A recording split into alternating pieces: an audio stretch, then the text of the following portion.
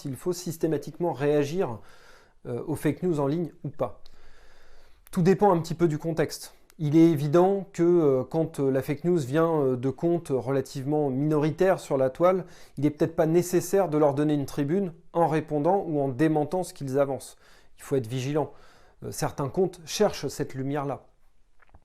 Par ailleurs, ce que l'on sait, c'est que 20% des fake news en ligne sont diffusées par des personnalités publiques. La plus connue d'entre elles étant sans doute Donald Trump. Et surtout, ces 20% de fake news diffusées, elles, atteignent un engagement global de 69%. Vous vous en doutez, ce que ça veut dire, c'est que les personnalités publiques qui relaient des fake news ont évidemment beaucoup plus d'impact que des personnalités lambda. En tant qu'institution publique, on se posera la question de leur répondre. Et il est évident que quand une personnalité qui a des milliers, des dizaines de milliers, des centaines de milliers d'abonnés relaie une fake news, il faut sans doute lui répondre de façon assez systématique parce que de toute façon son propos est déjà assez large, son propos est déjà public. Il faut donc sans doute y apporter la contradiction.